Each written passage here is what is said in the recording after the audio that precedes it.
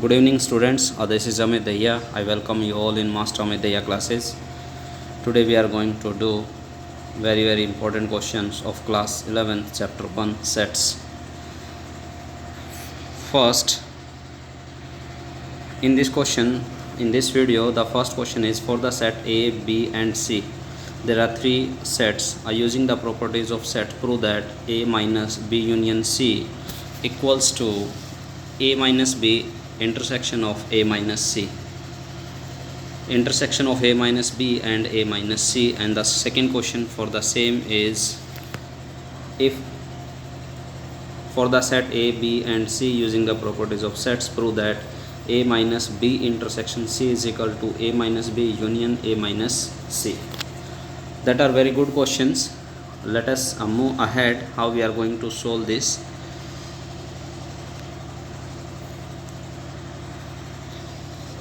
For the sets A and B, ये question है हमारा. We are going to solve this question. देखें भाई, हमने ये प्रूव करना है कि ये चीज़ A minus B union C is equal to A minus B intersection A minus C. देखने से बहुत बड़ी लगेगी और बच्चों को हमने कुछ रिजल्ट्स नहीं देखे तो हम लेफ़्ट हैंड साइड या राइट हैंड साइड को लेके लेफ़्ट हैंड साइड लेके राइट हैंड साइड प्रूव करेंगे, राइट हैंड साइड को लेके लेफ़्ट हैंड साइड प्रूव करेंगे. लेट्स सी क्या है कि A minus B union C.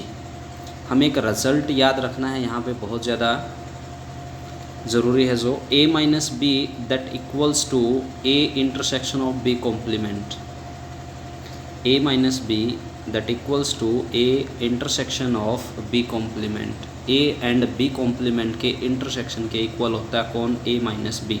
A minus B का मतलब क्या है? A के वो एलिमेंट जो B में नहीं है. A माइनस बी का मतलब ये है B के वो A के वो एलिमेंट जो B में नहीं है.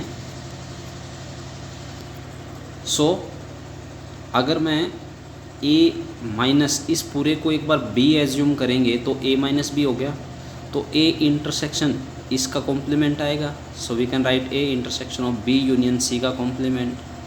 और बाय डी मॉर्गन्स लॉ क्या कहता है कि B यूनियन C का कॉम्प्लीमेंट क्या होता है? B complement intersection C complement. That is De Morgan's law. Very good important laws. B union C complement क्या निकालेंगे? B और सेट U का सेट C का यूनियन हो और उसका कॉम्प्लीमेंट पूछ रखा हो तो क्या होगा? That is B complement intersection C complement. Got it? So in place of this B union C complement we can write here B complement intersection C complement. So A intersection B complement intersection C complement is equal to, यहाँ पे हम distributive law लगाएंगे by using the distributive law of. So A intersection B complement, then here sign is intersection, then will write here intersection A intersection C complement. What do you mean by this A intersection B complements? हम यही लिख सकते हैं, ये दे रखा है तो इसको ये लिखा जा सकता है. So A intersection B complement can be equals to A minus B. So A intersection B complement that equals to A minus B intersection sin A intersection C complement will give us the A minus C, and that is the right hand side. Hence proved.